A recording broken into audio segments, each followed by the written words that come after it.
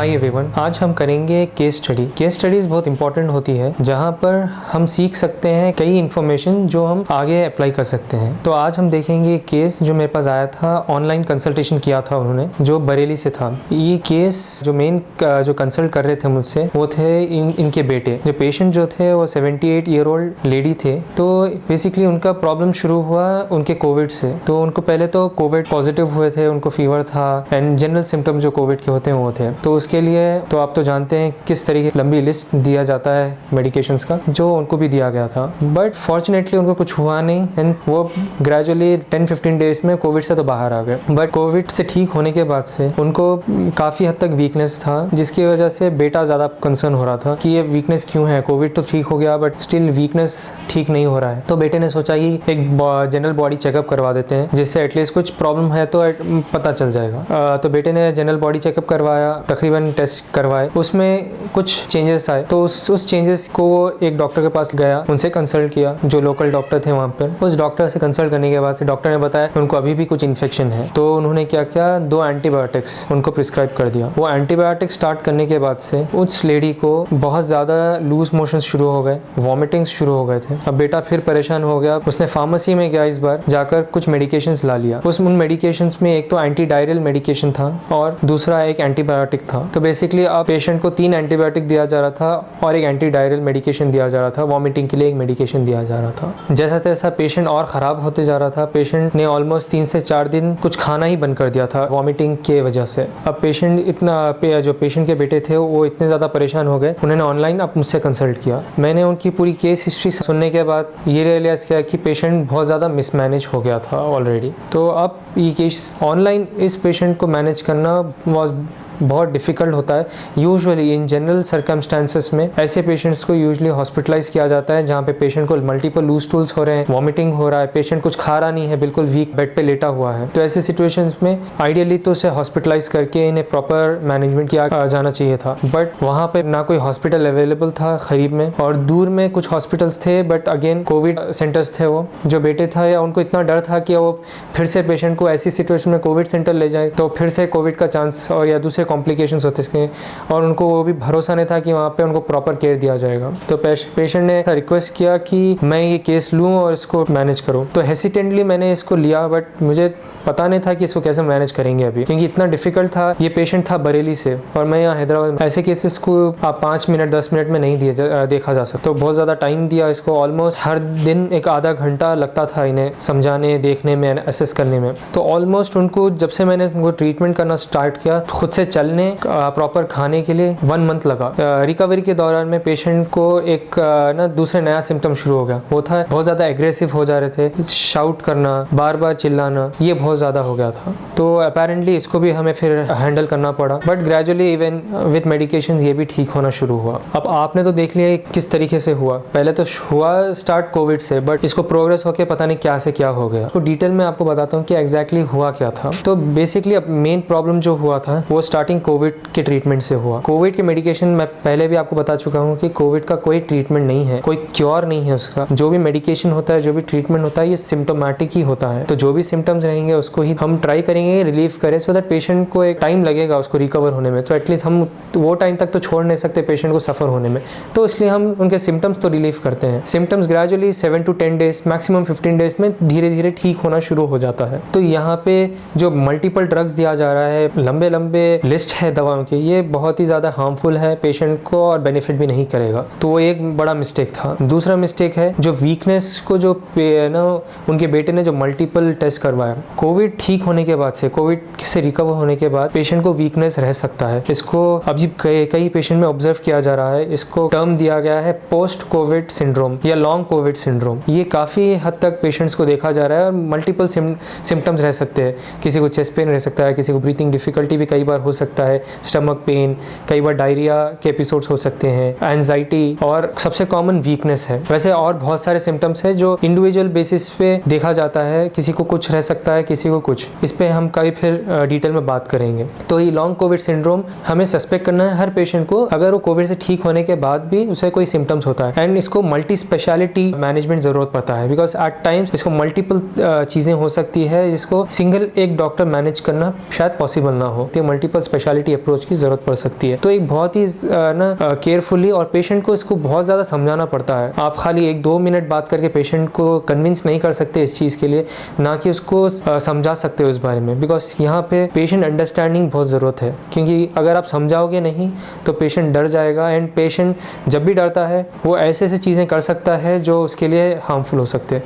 खास करके जो आजकल के सिचुएशन में कैपिटलिस्टिक एनवायरनमेंट बन गया है इंडिया में, जो कोविड के नाम पे बहुत सारे बिजनेसेस और बहुत सारे लोग चीज़ें बेचना शुरू किए हैं। तो ऐसे फेक ना क्लेम्स पे ऐसे इस तरीके के पेशेंट्स बिलीव करते हैं और उस पर ये लोग ना अपने आप को हार्म पहुंचाते हैं। तो यहाँ पे उन्हें काफ़ी हद तक काउंसिल करना, उनको समझाना कि ये डेंजरस नहीं है कोई सिम्टम, बट हमें देखते रहना है, ऐसे ऑब्जर्व करना है, एंड जैसा सिम्टम्स होते हैं इसको अकॉर्डिंगली मैनेज करने की ज़रूरत पड़ सकती है। तो वो एक दूसरी बात रही। तीसरी चीज़ जो थी, जो सेल्फ इन्वेस्टिगेशंस या सेल्फ मेडिकेशंस का है। देखिए, इन्वेस्टिगेशंस जब हम बात करते हैं, इन्वेस्टिगेशंस डायग्नोस नहीं करता, इन्वेस्टिगेशंस आपका ट्रीटमेंट नहीं करता। जब भी डॉक्टर के पास कंसल्ट करने जाते हो, डायग्नोसिस हमेशा क्लिनिकल होता है। जो डॉक्टर होता है आपके जो सिम्टम्स है, आपका क्लिनिकल बैकग्राउंड देख के बहुत सारे इंफॉर्मेशन को नज़र में रखते हुए वो डायग्नोसिस लगता है या सस्पिशन करता है कि प्रॉब्ली ये बीमारी हो सकती है। तो जब वो सस्पिशन होता है तो उसको कंफर्म करने के लिए डॉक्टर इन्वेस्टिगेशन करता है। इन्वेस्टिगेशन एज सच डायग्नोसिस नहीं कर सकता। समझने की बात यह है कि इन्वेस्टिगेशन को आप अननेसेसरी यूटिलाइज मत करिए, बिकॉज वो कई बार आपको मिसलीड करता है, कई बार अननेसेसरी मेडिकेशंस आपको स्टार्ट करने पे मजबूर कर देता है। तो हमेशा इन्वेस्टिगेशन सिर्फ कंफर्मेशन के लिए होता है, ना कि डायग्नोसिस के लिए। तो ये हमेशा आप बात याद रखें। चौथी बात, जो चौथा एरर बोलो यहाँ पे, जो मिस्टेक जो डॉक्टर ने किया वहाँ पे, जो एक रिपोर्ट के बेसिस पे, वो था TLC count. TLC count normally yes infections में देखा जाता है जो बढ़ा हुआ रहता है, बट हमेशा ज़रूरी नहीं है कि अगर TLC काउंट बढ़ा हुआ तो हर बार इन्फेक्शन हो। ठीक है, अगर उस डॉक्टर ने लगा कि इन्फेक्शन हो सकता है, जब हम इन्फेक्शन की बात हमेशा बात करते हैं, हम ये देखते हैं कि सोर्स ऑफ इन्फेक्शन क्या है, टाइप ऑफ इन्फेक्शन क्या है, मतलब उस बैक्टीरियल है, वायरल है, फंगल है, या कोई दूसरे। कई बार ड्रग इंड्यूस इन्फेक्शंस भी, ड्रग इंड्यूस फीवर होता है, ड्रग इंड्यूस चेंजेस भी आते हैं। तो हमें हर बार ये देखना ज़रूरी है एक्चुअली सोर्स क्या है, ये TLC काउंट बढ़ने का वजह क्या है। हमें पहले प्रॉब्लम को फाइंड करना है, ना कि ट्रीटमेंट। जब तक हम प्रॉब्लम फाइंड नहीं करेंगे, ट्रीटमेंट प्रॉपर नहीं कर सकते। वो तो एक बड़ी मिस्टेक की थी इस डॉक्टर ने कि उसने खाली सिर्फ TLC काउंट पे बता दिया कि इन्फेक्शन है, जबकि पेशेंट को और कोई सिम्टम नहीं था इन्फेक्शन का। फिर उसने सिर्फ उस TLC काउंट के बेसिस पर 2 एंटीबायोटिक जो कि इंजेक्टेबल उन्होंने स्टार्ट किया, वो भी ब्रॉड स्पेक्ट्रम एंटीबायोटिक स्टार्ट किया। ये बहुत बड़ा नेग्लिजेंस है जो कि नहीं करना चाहिए था। इसकी वजह से पेशेंट को ज़्यादा हार्म हुआ। जब भी हम अगर फॉर एग्जांपल उनको इन्फेक्शन लगता तो वो इन्वेस्टिगेशन कर सकते कि जैसे कि आप ब्लड कल्चर कर सकते हो, यूरिन कल्चर कर सकते हो, सोर्स फाइंड करने के लिए, या पेशेंट के अकॉर्डिंग। क्योंकि लेडी है तो यूजुअल अगर हम टेस्ट करते हैं, एक तो ब्लड कल्चर और यूरिन कल्चर्स, ये कॉमनली किया जा सकता है, which is okay, and patient भी विलिंग था इन्वेस्टिगेशन करने के लिए। अब जो पेशेंट को हुआ क्या था, पेशेंट को ये हुआ कि 2 एंटीबायोटिक्स की वजह से पेशेंट को एंटीबायोटिक इंड्यूस्ड डायरिया होना शुरू हो गया और वॉमिटिंग शुरू हो गया। ये बहुत बड़ा साइड इफ़ेक्ट है एंटीबायोटिक्स का और बहुत एक्सपेक्टेड साइड इफ़ेक्ट है। इसलिए हम एंटीबायोटिक इतना लूजली नहीं इस्तेमाल करते, बहुत ज़्यादा रिस्पॉन्सिबिलिटी के साथ इसे इस्तेमाल करना चाहिए। अब उसका ट्रीटमेंट्स तो बेसिकली तो जो पेशेंट के बेटे ने किया वो था कि फिर से एक और एक एंटीबायोटिक उस पर लगा दिया, जो कि बहुत कॉमन प्रैक्टिस है फार्मेसीज के। आप जाके फार्मेसी में पूछो, आप डायरिया बोलते हो, एक एंटीबायोटिक आपको चिपकाते हो जो फ्लोरोक्विनोनोल्स और मेट्रोनिडाजोल होता है। उससे अगेन पेशेंट को वॉमिटिंग्स बढ़ जाता है, जो कि अगेन सेंसलेस बात थी जो बेटे ने किया। ये एक मिस्टेक कई लोग करते हैं कि फार्मेसी में जाके दवाई ले आना, इससे आप फ़ायदा नहीं पहुंचाते अपने आप को, और ज़्यादा नुकसान में करते हो। जो बेटे ने किया वही हुआ, पेशेंट को और ज़्यादा नुकसान हो गया उसकी वजह से। और दूसरी मिस्टेक जो बेटे ने और जो फार्मेसिस्ट करते हैं, कई डॉक्टर्स भी करते हैं, जो एंटी डायरियल मेडिकेशन होता है। एंटी डायरियल मेडिकेशन अगेन आप जब यूज़ करते हो बहुत सोच समझ के यूज़ करना पड़ता है। जो उनके बेटे ने पेशेंट को खिलाया वो एंटी मोटिलिटी एजेंट था। तो एंटी मोटिलिटी एजेंट का सबसे बड़ा साइड इफेक्ट होता है कि इंटेस्टाइन ऑब्स्ट्रक्शन। ये एक बहुत बड़ा कॉम्प्लिकेशन है, पेशेंट को और सीवियर रिस्क में डाल सकता था, बट फॉर्चुनेटली ऐसा हुआ नहीं। तो हमेशा कभी भी आप एंटी डायरियल मेडिकेशन भी अगर यूज़ करते हो, anti motility agent is a very dangerous drug अगर आप उसको गलत जगह पे इस्तेमाल करते हो। तो ये एक बहुत बड़ा मिस्टेक उसके उन पेशेंट के बेटे ने किया था। कि बीच में जब ट्रीटमेंट हो रहा था वो एग्रेसिव हो गए बिल्कुल, और चिल्लाना, ज़ोर ज़ोर से चिल्लाना, ये कर रहे, चिल्लाना, शोर करना, ये बहुत ज़्यादा हो गया था, सो रहे नहीं थे बराबर से। इसको हम साइकोसिस बोलते हैं। ये क्यों हुआ? अगर मैंने बहुत ज़्यादा जब मालूम करने की कोशिश की तो एक्चुअली में क्या हुआ था, जब पेशेंट को आइसोलेट कर दिया था तो पेशेंट को एक रूम में जिस रूम में उनके बेटे ने आइसोलेट किया था उस रूम में कोई विंडोज़ नहीं थे। ये हम कॉमनली देखते हैं कि जब पेशेंट्स को हम आईसीयू में एडमिट करते थे इसी तरीके का बिहेवियर हम देखा करते थे। इसको साइकोसिस कहते, आईसीयू साइकोसिस बोलते थे। तो बेसिकली क्या होता है, जब आप एक क्लोज रूम में रख देते हो पेशेंट को एक बहुत लंबे समय के लिए, और इस पेशेंट में तो ऑलमोस्ट तकरीबन 20 दिन से पेशेंट उसी रूम में आइसोलेट होकर थे, तो इसकी वजह से ये उनको देखने को मिला था। तो उसका ट्रीटमेंट बहुत सिंपल है कि ना उनको पहले वो उस रूम से निकालो। तो ये भी एक बहुत बड़ा मिस्टेक था जो पेशेंट्स कर रहे हैं आजकल। आइसोलेट जब हम करते हैं तो आइसोलेट ऐसे रूम में करना चाहिए जहाँ पे वेल लिट हो, जहाँ पे विंडोज़ खुले होने चाहिए, सो दैट पेशेंट को एक तरीके से ना एक साइकोलॉजिकल इम्पैक्ट नहीं पड़ता। तो ये था बेसिकली, ये जितने आपको बताया ये ऑलमोस्ट मिस्टेक्स हुए, जो मिसमैनेजमेंट हुआ पेशेंट के साथ। और आप देख सकते हो किस तरीके से जो पेशेंट को 15 दिन में ठीक हो जाना चाहिए था उसको ऑलमोस्ट 1 महीना और 1 महीने से ज़्यादा लग रहा है अभी भी ठीक होने। अब आते हैं मैंने क्या किया। मैंने स्टार्टिंग में एक गोल सेट किया कि किस तरीके से हम गोल्स को अचीव कर दे, बिकॉज इसको लंबा समय लगने वाला था, ये तो बिल्कुल क्लियर था। तो इसको पहले तो मैंने पेशेंट को भी समझाया कि इसको वक्त लगेगा और नहीं बोल सकते अगर कोई दूसरे कॉम्प्लिकेशन आ जाता है तो उनके लाइफ को भी डेंजर हो सकता है, बिकॉज 78 ईयर ओल्ड लेडी, इतना ज़्यादा प्रॉब्लम्स मैनेज करना बहुत ज़्यादा मुश्किल होता है। पहले तो क्लियर कट काउंसलिंग करना पड़ा, उनको लंबा टाइम लगा, उसको ऑलमोस्ट आई थिंक 1 घंटा लगा उनको समझाने में, और स्टार्ट तो किए ट्रीटमेंट करना उनका। तो इनिशियली गोल सेट किया कि फर्स्ट थिंग उनको केपेबल बनाओ कि वो ये ओरल फीड्स ले सके। दूसरा था इनको मोबाइल करना, क्योंकि पेशेंट बेड रिडन हो गए थे ऑलमोस्ट 1 वीक से, वीकनेस इतनी थी कि चल फिर नहीं पा रहे थे, इवन वॉशरूम जाने के लिए भी इनको बहुत ज़्यादा प्रॉब्लम हो रहा था। तो मेन इंटेंशन था कि इनको मोबाइल करो, एटलीस्ट बेसिक नेसेसिटी जैसा उनकी पर्सनल हाइजीन और वॉशरूम यूज़ करना, एटलीस्ट ये बेसिक चीज़ें तो भी एटलीस्ट केपेबल हो जाए करने के लिए, और वो मेन गोल था।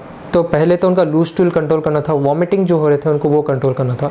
तो उसके लिए मैंने मेडिकेशन प्रोवाइड किया, जो ऑलमोस्ट जो बेकार दवाएं थी उनको प्रिस्क्राइब किए गए थे उनको सबको स्टॉप करवाया। फिर उनको जहाँ तक ये न्यूट्रिशनल सपोर्ट देना, बिकॉज इनिशियली ओरली कुछ लेने के पोजीशन में नहीं थे, तो ये पेशेंट को समझाना, पेशेंट के जो बेटे थे उनको समझाना कि उनको क्या क्या दिया जा सकता है, कैसे कैसे दिया जाएगा, इसको पूरा डिटेल में समझाना और उसको फॉलोअप करना कि वो दे पा रहे हैं, कैसा खा रहे हैं, उसको पेशेंट खाने के बाद वो टॉलरेट कर रहे हैं नहीं कर रहे हैं। फिर हर दिन उनको ये नोट डाउन करना बहुत ज़रूरी था मेरे लिए कि वो स्टूल्स पास कर रहे हैं और गैस पास कर रहे हैं और स्टमक डिस्टेंशन हो तो नहीं हो रहा, बिकॉज ये बहुत इंपॉर्टेंट चीज़ थी इस पेशेंट में देखना। तो ये रेगुलर फॉलोअप करते रहना, डेली बेसिस ये उनको देखते रहना। धीरे धीरे उनको मेडिकेशंस जो रिक्वायरमेंट था वो कम होते गया। तो अब ऑलमोस्ट 10 डेज लगा उनके लूज मोशंस एंड उनका वॉमिटिंग्स जो सेंसेशन था वो कंट्रोल में आने के लिए। तो ग्रेजुअली पेशेंट खाना शुरू कर दिए। तो इनिशियली लिक्विड्स ज़्यादा ले रहे थे, सॉलिड्स को टॉलरेट नहीं कर पा रहे थे। ग्रेजुअली सेमी सॉलिड फिर सॉलिड धीरे धीरे शुरू हुआ। फिर बीच में ऐसा हुआ कि बहुत ज़्यादा वीकनेस फिर भी था, जिसकी वजह से पेशेंट स्टिल बहुत ज़्यादा ट्रबल हो रहे थे और इवन उनके बेटे बहुत ज़्यादा कंसर्न थे कि अभी भी वीकनेस बहुत ज़्यादा है। तो यहाँ पे उनका एक बार blood electrolyte, kidney function test, liver function test देखना ज़रूरी हो गया था, बिकॉज अगेन इनके मेडिकेशंस प्लस डायरिया की वजह से कोई इलेक्ट्रोलाइट डिसबैलेंस तो नहीं हुआ, ये चेक करना था। तो वो चेक किया तो बहुत ज़्यादा एक्चुअली सोडियम बहुत कम था उनके ब्लड में, जिसकी वजह से बहुत ज़्यादा वीकनेस, ड्राउजीनेस रहता है। तो फिर वो चीज़ को हमने फिर करेक्ट किया। बेसिक चीज़ तो ORS देते रहते थे उनको, और थोड़ा नमक उनके जो फूड में था वो थोड़ा एक्स्ट्रा डालने के लिए कहता था मैं। 1 वीक के बाद इलेक्ट्रोलाइट्स भी ठीक हो गए। रीनल फंक्शन टेस्ट फ्लक्चुएट हुआ, कभी बढ़ गया कभी कम हुआ, बट ओवरऑल स्टेबल मेंटेन रहा। तो ग्रेजुअली वो भी ठीक रहा। बीच में अब नेक्स्ट था टारगेट कि प्रोटीन इंक्रीज उनका करना था, क्योंकि प्रोटीन इंटेक उनका बहुत ज़्यादा कम था, बिकॉज फूड जो खा रहे थे उसमें प्रोटीन क्वांटिटी रहता है बहुत कम था। तो उनको फिर मैंने अभी इनिशियल प्रोटीन मिल्क पाउडर आता है वो उनको पहले वो प्रिस्क्राइब किया, so that at least that will be easier for her to take. तो वो पहले उन्होंने स्टार्ट किया, तो वो टॉलरेट कर रहे थे उसको, तो वो कंटिन्यू करते रहे। फिर ग्रेजुअली एग स्टार्ट किया। अब ये पेशेंट वेजिटेरियन थे तो नॉन वेज स्टार्ट नहीं कर सकते थे, तो फिर ग्रेजुअली जो पल्सेस होते हैं, सीरियल्स होते हैं, वो स्टार्ट किया फिर उन्हें, तो वो भी टॉलरेट करना शुरू करें, तो वो कंटिन्यू होते रहा। उनको एक्चुअली में ना अपने बेड पर से उठ के सेल्फ केयर करने, लोगों के साथ बैठने के लिए ऑलमोस्ट ए मंथ लगा। तो आप देख सकते हो कि सिंपल मिस्टेक्स जो सिंपल नहीं थे, बट ऐसे मिस्टेक्स करने की वजह से पेशेंट को सफ़र होना पड़ा, एक almost 1 month extra financial burden पड़ा बेटे पर। तो इसीलिए मैं बताता हूँ कि मेडिकेशंस का मिसयूज़ जब भी करोगे आपका नुकसान ही होगा, फ़ायदा नहीं होगा। तो उम्मीद करता हूँ ये केस स्टडी और इसमें के जो लर्निंग्स है ये आपको समझ में आया होगा। तो हम आगे भी ऐसे केस स्टडीज़ देखते रहेंगे। तो ऐसे ही इंटरेस्टिंग और इन्फॉर्मेटिव वीडियोज़ देखने के लिए देखते रहिए बीइंग वेब। Thank you.